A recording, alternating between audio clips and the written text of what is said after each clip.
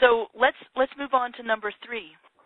And Will, I'll let you speak to this because really number 3 is that you have very little online presence. Absolutely, Tammy. A lot of people, especially in business, may roll their eyes at social media, but the fact is that it is not going away. And the worst offense that you can have as a business professional is a weak or practically or no LinkedIn profile. Typically, about 85% of employers, once they receive your resume, they go online and look you up and see if the information, matches, but also see what sort of other information you have on your LinkedIn profile.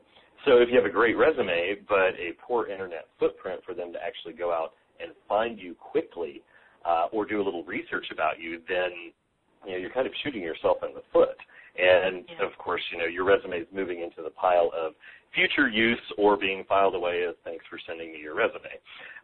Having a robust LinkedIn profile, of course, married with a superb online resume can certainly be a deciding factor in whether or not you get a phone call from a potential employer. And this is if you think about it. I know this is where you shine. I mean, this is what you do for a living. This is what you help my clients with. But what are some of the tips that you can give to listeners on increasing their online presence? Or if they have something online, if they Google themselves and there's something bad out there that is not congruent with the message that they want to send, what to do? I mean, I can tell you what I've told people to do, but what's your thoughts on those? A twofold question. What people need to understand about LinkedIn is it's specifically used for professional networking.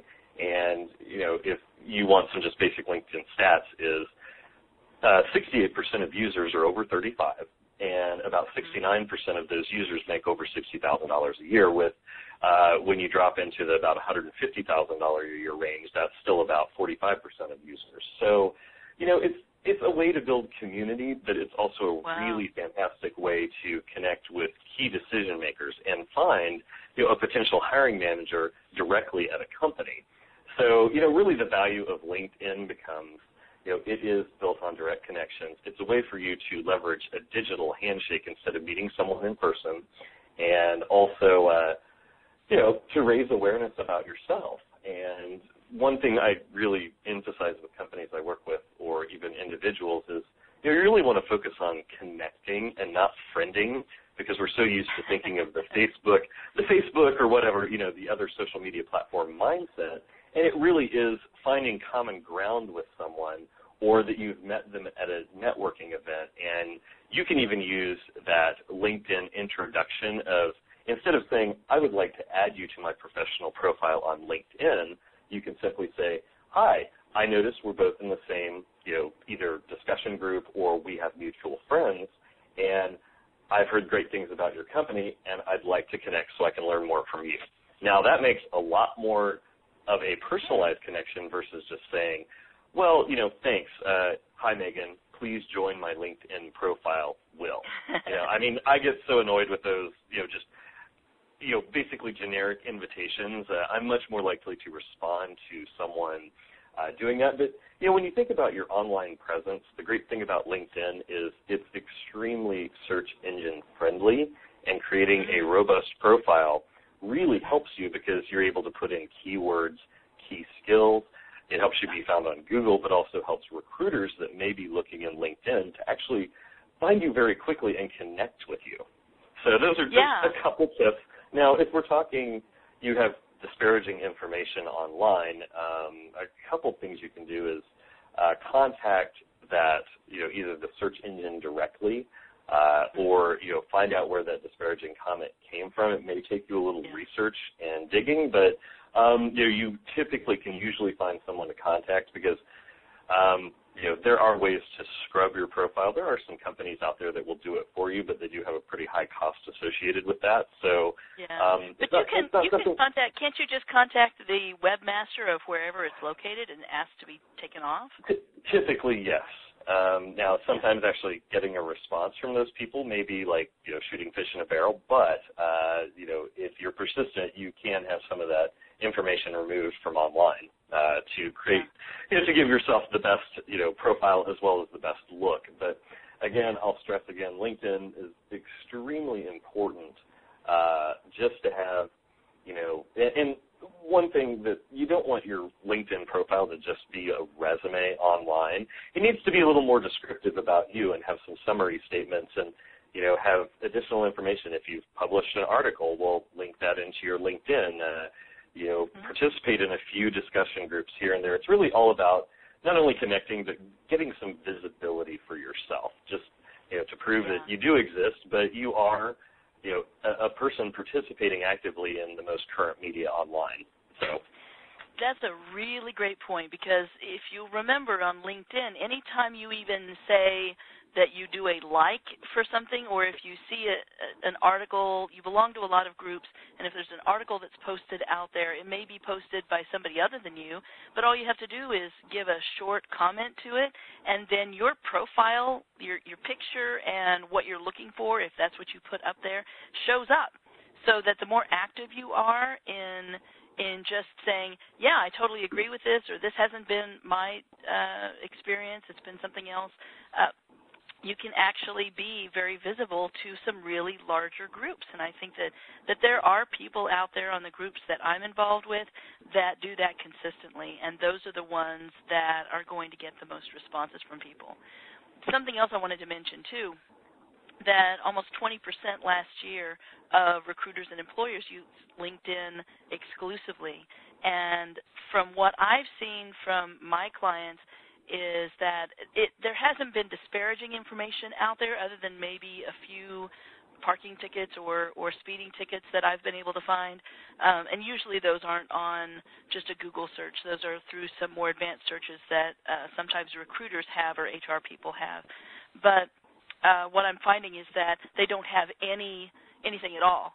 And so the best thing to do is get yourself not only a LinkedIn profile, but get some really good online, like an online resume like you talked about, but also profiles for Career Builder and Indeed and Monster, and just build those up quite well, right, so that you've got those. And really any kind of group that you can belong to, an association that you can belong to, the more that your name is out there, the better off you're going to be. Right. And, we'll move on here real quickly, but I just did want to note, Tammy, that on your website, we this fall did a webinar specifically about LinkedIn, using that for your job search, but also, using the advanced search, locating decision makers, and actually what a well-built, comprehensive LinkedIn profile should look like. So, if you have a moment, you'll hop over to Tammy's website under the resources section and listen to that webinar, because it's an hour packed full of really, really fantastic information that can help move you forward dramatically on LinkedIn. So, good point. Thank you very much for pointing that up. Okay. Sure. So let's go on to number 4. Basically, there's nothing special out there. So that's kind of what we've been talking about. We kind of segued really well into that. So you fix up your resume, you fix up your online profile, but you still look exactly like the other 90 candidates that an employer is skimming through. And actually, on average, if it's a posted position, they're skimming through 600 to 1,000 resumes. But what's going to set you apart? And again, what I talked about before was your unique selling proposition, or what you might consider your value proposition. And use this to your advantage to state it in your resume and also on your online materials as to why your unique combination of skills, experience, achievements, and education make you the best candidate. But that also means that you have to decide what it is that you're looking for. And that segues really well into number 5. And I'll let you do number 5. All righty. Because I know that's kind of a pet peeve of yours. Well, employers don't know what job you're looking for. Really, if, quite frankly, I had a dime for every resume, or Tammy did, that we have seen without a job title at the top. And I'd be living in Sedona, Arizona. I would be retired by now. Oh, well, so would I. But, this even applies to business as well. Like if you don't tell people what it is that you do and what products or services or your expertise, I mean, why are you even bothering advertising? So, it's kind of like throwing money away in business, kind of applies the same as an employer has no idea what it is you're searching for, because even if you're applying for a certain position, you never know whether that electronic version of your resume or, where it will show up or in what form it will end up. It may not look anything like what you sent in. So, please, you want to put 1 to 2 target job titles at the top of your resume, especially just right under your contact information. It won't exclude you from positions, but employers need to be given some sort of direction. And, Tammy, you could probably take it a little further. And I really feel strongly about this, because I can tell you that about half of my clients, when they get calls from employers, now, these may be calls from leads that we've given them that they've followed up on, or it may be calls strictly from their online profile that they've called about. But usually, about half of the time, an employer will call and say, hey, I don't have a VP of Operations position available like what you've got on your resume, but would you be interested in talking to me about a client services director position? In other words, smart people will think beyond what you have at the top of your resume. But one thing that having a job title or even 2 job titles that are closely related up at the top of your resume does is it gives them an idea of your direction, and it gives them an idea of what you feel you're qualified for. In other words, if I'm an employer, I don't know if you're looking for a frontline position or a manager or a director or a VP or a chief operating officer or a chief marketing officer. I don't know. But it's not going to exclude you if you just put 1 or 2. I see it all the time. Well, we don't have this, but we do have this available. Are you interested in talking with us? So if you really don't know what you want to do when you grow up, in other words, the next time you find something, then let me know, and I've got some career coaches that are friends of mine that can help you determine that, and I can refer you to them. It really is a necessary part of a successful search. So I would be happy to refer you to some trusted professionals. But I think it's really, really important. I would say that of the 75-plus resumes that we saw a week ago Monday, that maybe 5, maybe 8 had job titles up at the top, wouldn't you say? And the rest of them had no job titles whatsoever? Yes, that would be about correct, Tammy. And again, I think it's a great point, with specifically talking about employers don't know what you're looking for, and just simply, like you said, it leads to other discussions because, again, they may not have a VP of operations, but they've got a director of facility services, or it may be called something completely different than what you thought the title was, but it's a place to start. It's better than not having anything on your resume. So I just want to are you ready to recap kind of our first 5 points, Tammy? I just wanted to make one more point on that, and that is that some people argue, well, this is a resume that I am actually sending in as a response to something that was posted online, so they should know what I'm applying for. Keep in mind, you don't know where that resume is going to end up. So someone may get it, but they may just scan it into a database. So later they don't know what you're looking for. Or they may pass it along, but it's not specifically regarding what was posted. And so you don't know where it's going to end up and in whose hands it's going to end up. So it's a really good idea to do that, to put that on there. So, yes, let's go ahead and recap the first 5 reasons so that everybody can take notes on those. All right. Number 1 is your resume is awful, which AKA could mean your resume is just failing you. It's kind of maybe a little gentler way to put it. But number 2, your resume says, me too. Number 3, you have very little online presence.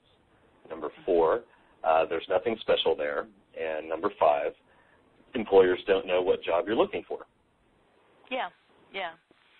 So then let's go to number 6, which is really they don't know you're out there. And what I mean by that is that it's specific to the way you're applying for jobs.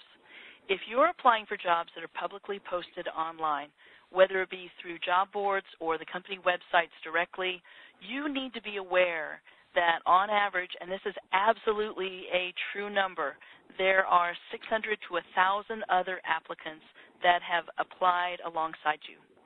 So you may have a stellar resume, but if it comes in at number 501 and they've decided that they're going to look over the first 500 or the first 300, then no one ever saw your efforts. And I'm saying that because the job board system with extremely high unemployment and an underemployment rate, and literally we're talking about 24 to 25 million people are looking for positions, that whole job board system and how it's publicly posted, that's simply broken. And it's not a way to find a job within a short period of time that's going to pay you what you're worth. So my biggest thing, and you can listen to different webinars on my website that talk about this, on how to look for the, quote, hidden job market or the unpublished job market, is to send out proactively a hard copy of your resume to people that you want to work for in companies that you want to work for. For my unemployed clients, I say 40 to 50 a week, and I can hear everybody gasping even though they're on mute. And for my employed clients, we're looking at 20 to 25. But if they have a very aggressive search, then I say have somebody help you out with this. Like for instance, I've got a client right now who's looking for general counsel within Kansas City. And she's moving. It's going to be a very difficult search. So for her, I said, let's employ your 18-year-old daughter to help you do the research so that you can get up to that 40 to 50 a week versus just maybe a 20 to 25 that you might be able to do by yourself since you're working full-time. So it really does take a tremendous amount of effort. Okay. So that's what I've got to say about number 6. And go ahead. You can take number 7. All right. Well, they're waiting for you to follow up. Employers. If you're not exactly. If you're not just applying for jobs online and you're actually proactively contacting the person that would possibly be your boss in the company that you want to work for, which is, of course, one of Tammy's suggested strategies, then you need to make it clear in your communication with them, whether that be in a cover letter, handwritten note, whether you were following up with them or they are expected to contact you. And really what that boils down to is giving the employee a clear call to action that increases the likelihood of getting a response back from them. Instead of just accepting that you sent your resume in and hoping for a response, you're actually proactively, looking and garnering one based on the information you're sending to them. And the term call to action may not be something that everybody's familiar with, but it's a marketing term. It's used a lot in direct marketing. If you see on a really quick infomercial or really any kind of commercial that says call now or act now to get this or go to your store or ask your doctor about, that's a call to action, and it does increase the likelihood of getting a response. So let them know what they are expected to do. Call to action could be, please give me a call next week, and it could be, I will be following up with you by phone in the next week to see if we could schedule a time to talk. Something like that. But let them know exactly, very clearly, what it is that is expected from them after they get your resume. So that could be a reason, too. Absolutely. And then number 8 really falls in line with that, which is they don't have a good reason why they should call you. So your resume and your online presence both have a goal. It's really not to get you hired. It's to get that first phone call. It's to get you to first base. And then you can sell yourself into a face-to-face interview. That first base is the phone interview. Face-to-face interview is the second base, and that can eventually lead to a job offer. But an employer needs to first be able to picture you in their business In other words, on their team. And the easiest way to do that is to explain in your resume and online what your expertise is in. What are they going to get when they hire you? In other words, what problems do you solve that they might relate to?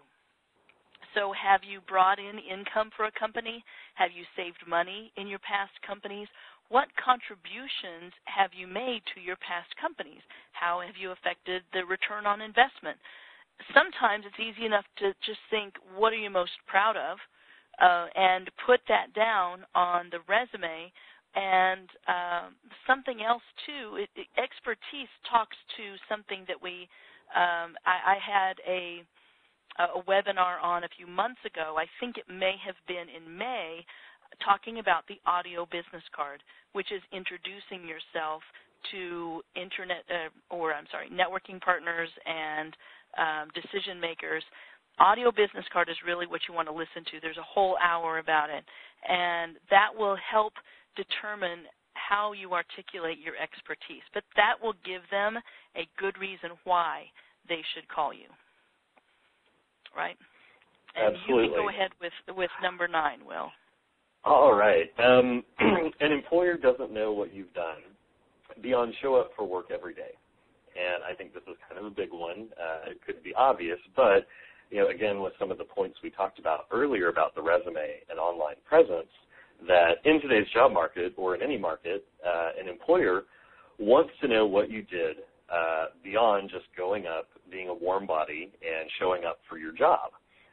They want to hire someone with special talents, but also someone that is going to be a revenue generating center, not a cost drain to the company. And really, they want to hire someone who's a safe bet. And they're not going to have to look down the road for someone else to solve their immediate need or their challenge. Someone who makes a real difference in the organization. So I think the question that a lot of people forget to ask themselves is, how did you make a real difference in your past employers? And that employers know, very concrete examples of what you did in your achievements in every aspect of your communication, whether that be your resume, online, your initial phone discussion, so that message, cover letters, so that message is consistent over, your entire communication with that potential employer. So yeah. And I do have some people who, when they originally talk with me, they say, I worked on a team. It was a team environment, and there's no way that I can show that I contributed to the bottom line. It doesn't have to be dollar amounts, and you can still be in a team and significantly contribute to an effort. So any kind of contribution that you can make is really what you want to show. For instance, the general counsel, she's very much in a team environment right now with a legal firm, and she just has billable hours. So when we first started, she threw up her arms and said, there's no way that we can really articulate what contributions I make because it's the whole team effort of the whole law firm, of the organization. But we were able to show what makes her different and what makes her a great general counsel. And remember, these concrete examples have to be relevant to what you're looking for next.